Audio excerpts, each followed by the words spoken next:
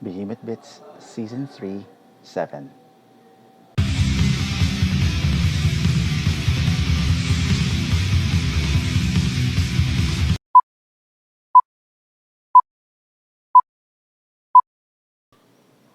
Hi guys, magandang umaga sa inyong lahat. Happy weekend to all of you and welcome to Season 3, Episode 7 of Behemoth Bits. I am Milan, your resident Behemoth. So, change location ulit tayo for this week. So, I'm here in the pantry ng aming office. So, it's kind of nice to be in a different setting for paminsan-minsan, lalo na nag-normalize na lahat. So, here I am. For this week's Behemoth Bit, this one is this Behemoth Bit is actually based on an idea that was shared to me by a coworker. So, man, kilala mo ko sino ka. So, if you're watching this one's for you, mate. Now, yung idea niya, his idea about a Behemoth Bit is in relation to passion. That flame that we have in our hearts, that we have in our minds, that we keep burning from so on and so forth, that we always find a way to have that fire in there and never make it fade or go away. Ngayon, maraming beses sa buhay natin na minsan nakakatamad, nakakapagod, nakaka-frustrate, nakaka-stress na gawin yung mga bagay na gusto natin gawin, to the extent that we are at the brink of giving up whatever that passion is.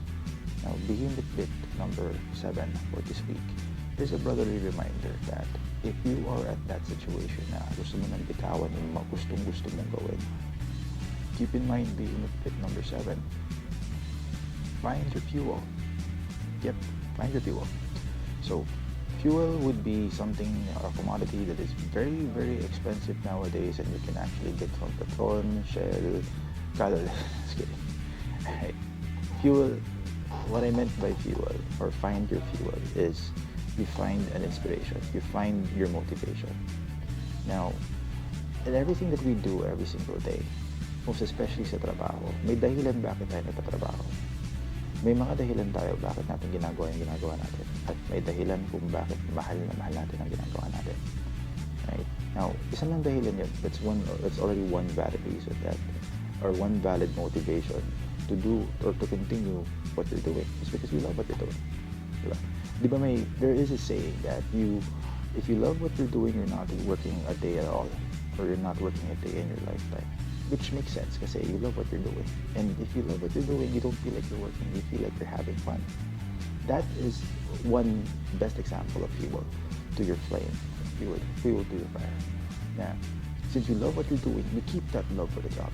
You keep in mind and in heart that love that you have for whatever you're doing. So, for whatever you're doing, it could be your job, it could be a hobby. So, yung pagmamahal mo dun sa anong bagay na yon is enough fuel to continue burning that flame, which is your passion. Now, as I mentioned a few seconds ago, you have reasons to why you're doing what you're doing. So, one of those reasons would be your own self-growth, your own self. It's for you, diba? Kaya ako ginagawa to kasi gusto kong umasenso. Gusto kong maging mas mabuting tao, mas mabuting empleyado, mas mabuting kapatid, mas mabuting asawa, mas mabuting anak, lahat na. Lahat ng mas maging mabuti. There is a motivation or a reason to what you are doing, and for whatever it is what is driving you to do what you are doing right now.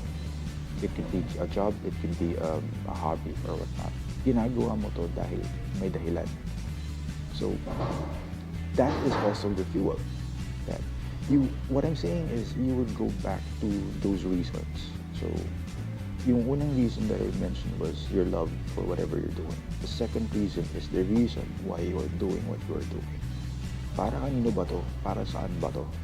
Ano bang makukuha ko dito? What's in it for me if I continue doing this? That specific question. So, if you know the answers to those questions, bakit ko ginagawa to? Kasi gusto kong umasenso.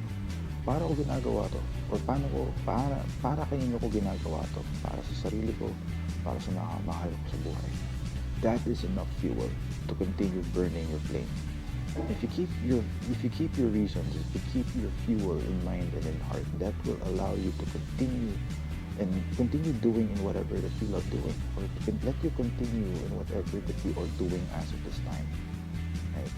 all although yes, things that we're doing can be frustrating, things that we're doing can be tiresome, things that we are doing are stressing you out.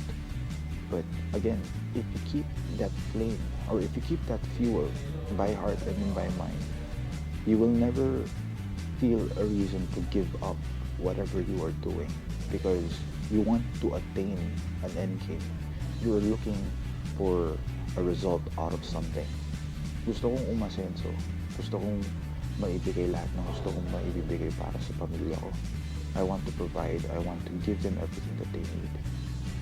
Keep that in mind and in heart.